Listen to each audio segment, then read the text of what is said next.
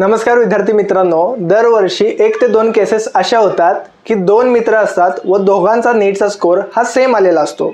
मात्र ॲडमिशन वेळी दोघांपैकी एकाच विद्यार्थ्याला ॲडमिशन मिळतं व दुसऱ्या विद्यार्थ्याला ॲडमिशन मिळत नाही किंवा रिलेटिव्हली लोअर रँकच्या कॉलेजेसमध्ये ॲडमिशन्स मिळतात.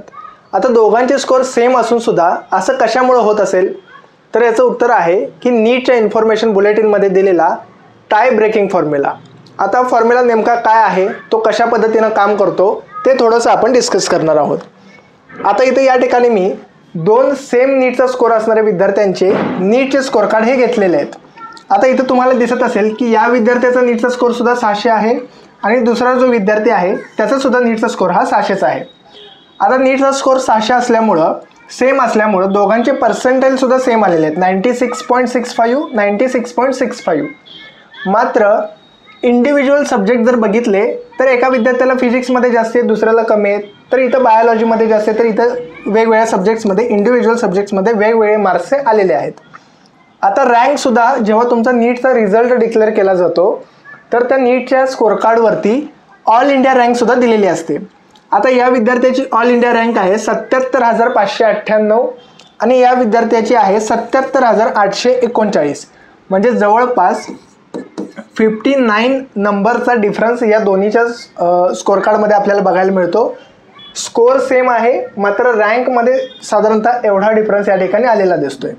आता हा डिफरन्स कशामुळे आला किंवा या दोघांच्या रँक्स कशा कॅल्क्युलेट केल्या जातात तर ते आता आपण बघूया.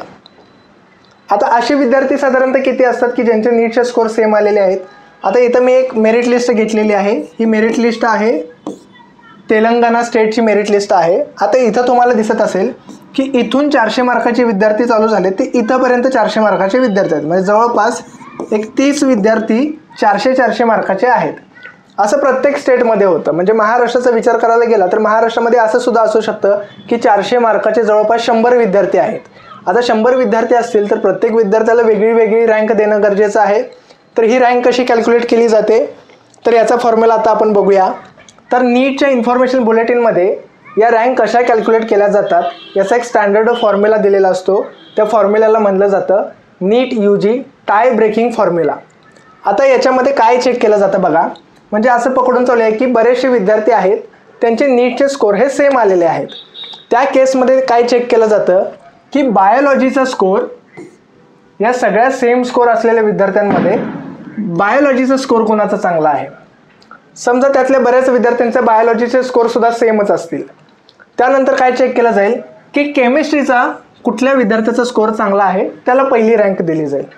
आता समजा केमिस्ट्रीचे स्कोरसुद्धा सेम यायला लागले तर काय चेक केलं जाईल की फिजिक्सचा स्कोर कुठल्या विद्यार्थ्याचा चांगला आहे त्या विद्यार्थ्याला पहिली रँक दिली जाते. आता एवढं करूनही अजून काही विद्यार्थी शिल्लक राहिले असतील ज्यांचे नीटचे स्कोर किंवा हे 3 क्रायटेरियामध्ये सेमच स्कोर आहेत, म्हणजे बायोलॉजी केमिस्ट्री फिजिक्स तिन्ही सब्जेक्टचे सेमच स्कोर आलेत. त्यानंतर काय चेक केलं जातं की ओव्हरऑल जे 3 सब्जेक्ट्स आहेत फिजिक्स केमिस्ट्री आणि बायोलॉजी, ह्या 3 सब्जेक्ट्समध्ये नेगेटिव्ह मार्किंग कुणाचं सगळ्यात कमी आहे ते चेक केलं जाईल. त्यानंतर काय चेक केलं जातं की बायोलॉजीमध्ये सगळ्यात कमी नेगेटिव्ह मार्किंग कोणाचं आहे ते बायोलॉजी सब्जेक्ट्समध्ये बघितलं जाईल. सेम परत केमिस्ट्रीमध्ये सगळ्यात नेगेटिव्ह मार्किंग कोणाचं कमी आहे ते बघितलं जाईल आणि त्याच्यानंतर फिजिक्समध्ये सगळ्यात कमी नेगेटिव्ह मार्किंग कोणाचं आहे हे चेक केलं जाईल. त्यानुसार रँक 1, 2, 3 अशा रँक्स ह्या अलॉट केल्या जातात, म्हणजे या फॉर्म्युलानुसारच रँक्स ह्या अलॉट केल्या जातात. आता समजा इथंपर्यंतसुद्धा हा जो इश्यू आहे तो सॉर्ट आऊट झाला नाही. इथंही अजून बरेचसे विद्यार्थी असे असतील की सेमच स्कोर आलेले आहेत.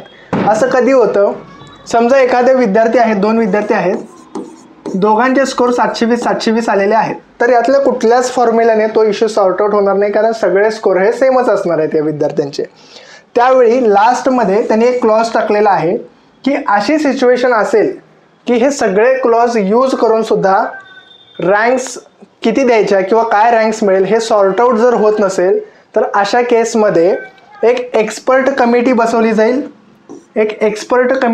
जाईल आणि त्यांच्याकडून जे काही सजेशन्स येतील किंवा त्यांच्याकडून जो काही गायडन्स मिळेल त्या गायडन्सनुसार या रँक्स अलॉट केल्या जातील. म्हणजे या विद्यार्थ्याला पहिली रँक द्यायची, याला दुसरी द्यायची, का याला पहिली द्यायची आणि याला दुसरी द्यायची, हे सगळं कधी डिसाईड केलं जाईल. सगळे क्लॉज संपल्यानंतर तरीसुद्धा विद्यार्थी शिल्लक असतील तर मग एक्सपर्ट कमिटी बसवली जाईल आणि ते कमिटी जो काही फॉर्म्युला डिझाईन करेल परत किंवा फॉर्म्युलेट करेल त्याच्याप्रमाणे या रँक्स अलॉट केल्या जातील. सो प्रत्येक सेम स्कोर असणाऱ्या विद्यार्थ्यांचा मात्र रँक्स ह्या वेगवेगळ्याच येत असतात. असं कधीच होत नाही की सेम स्कोरचे विद्यार्थी आहेत आणि रँकसुद्धा त्यांच्या सेम आलेल्या आहेत.